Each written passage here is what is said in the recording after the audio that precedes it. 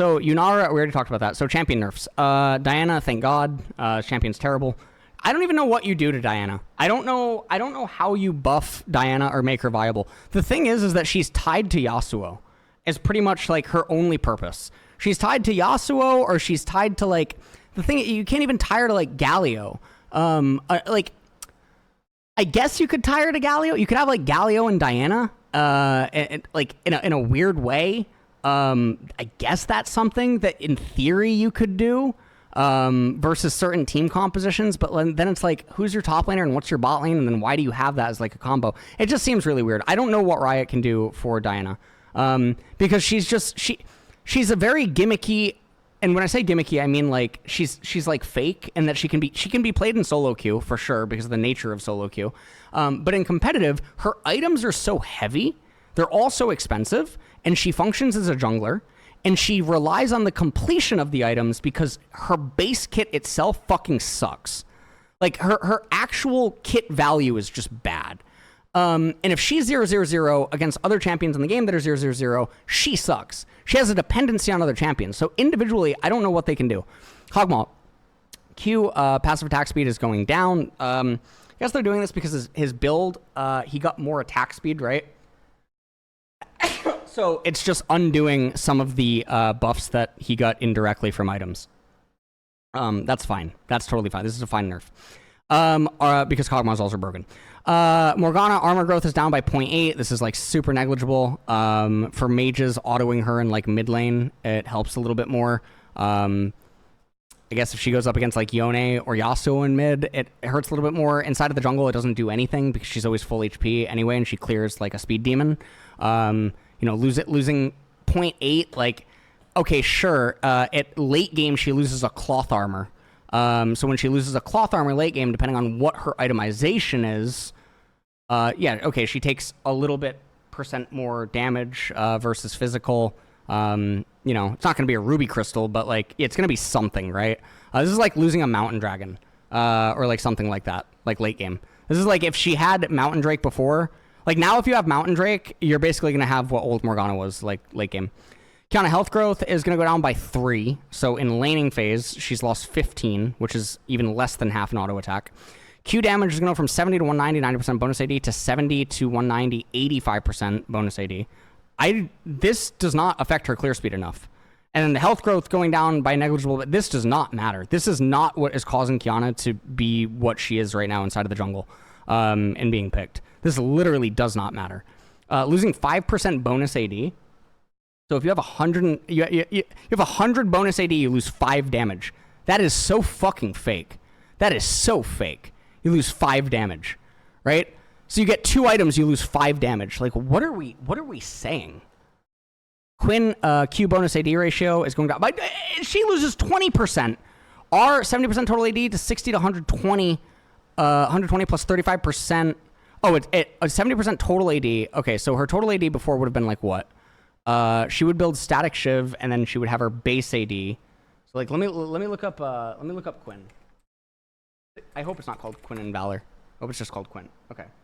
Damashia's wing. All right, so let's say like in mid game. All right, so she has 91 AD, and then she has 40, and then she gets so 140. So she would have had 70% total AD. So 70% of 100. Okay, and now 35% bonus. So 35% of. Okay, so yeah. Okay, so her. Wait, was her R damage just always 70%?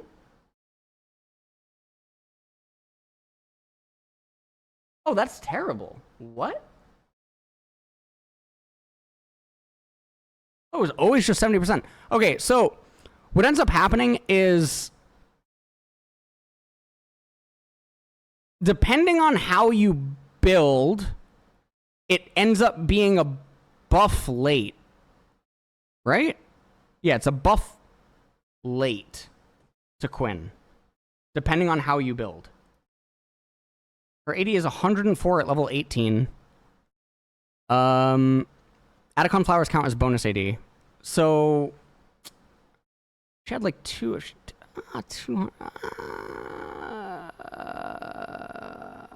Okay. Yeah, I mean, I think it. Okay. Okay. Moving on from this, Mundo armor growth is going to go up by 0.8. E-active bonus HP ratio is, wow, Jesus. Okay, yeah, that's a nerf. Graves, base magic resistances, 32 to 66.85 to 30 to 52.1. I don't know what the 0.1 is, but whatever. Okay, so he has less overall MR, scaling by level, and then E-active MR per stack, 0 to 50% of armor. E-active MR per stack is 0 to 50% of armor, 2 to 18. Maximum is 16 to 64. So in late game team fight, even with 1 E, yeah, I mean, this is just disgusting. Even like all he needs is basically he needs 1 E at the opponent to have more MR in the later stages. This is such a massive buff for Graves. It also makes him tankier in the jungle against Gromp, which is one of the camps that actually hurts him because it deals magic damage. So that's really nice. And also the thing is that Graves was just changed so that Bruiser Graves gets buffed. So now Graves in some matchups he can just like Whippo was actually playing Bruiser Graves in Korean solo queue a bit. People might have been able to see some of those games. But also like Black Cleaver variant is really good, and then Bloodthirster and these types of things, etc. So, and then also, like, I guess in some matchups now, because of this MR gain, etc., yeah, like, in some mid lane matchups, you could just go Hex Drinker and you're probably immune, and you can just attack people's mana pools and everything else. The one issue for lane Graves is still his mana, and that's where he still suffers a little bit, but besides that, like, not much happens, right? Okay. Gwen reverted back to the 2505 version of the champion, except for armor growth and passive monster damage, which remain unchanged. Okay. That's totally fine. That's like a different thing. Skarner is pushed to patch 2522. I wonder if he's getting reworked. Okay, system nerfs. Catalyst of Aeon's health is going to go down by a flat 50. This is really fake. Okay, Second Wind, healing after taking damage, 4% of missing health to 3 to 4. All right, healing after taking damage, 4% of missing health plus 3 to just 4% of missing health. So every time you proc Second Wind, you're missing now 3. The thing is Second Wind is something that often just... Oh, because if you just keep getting hit, it reactivates. Oh yeah, that's a lot of HP missing. Oh my god, yeah. That's a lot of HP missing in laning phase. Doran Shield, max healing after taking damage, 45 melee or 30 range to 40 melee and 30 ranged. So Doran Shield for range champions is still going to be fine. And then for melee, you're losing 5.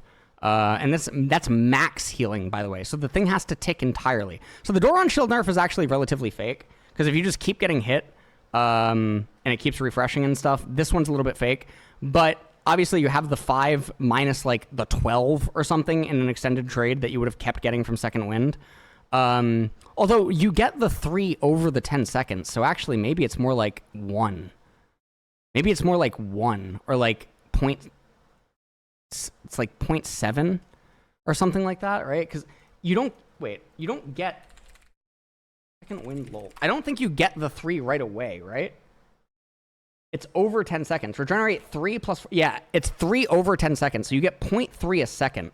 So if you keep getting hit over 3 seconds, you get like 0.3, 0.3, 0.3, 0.3. I mean, it's still going to equate to something.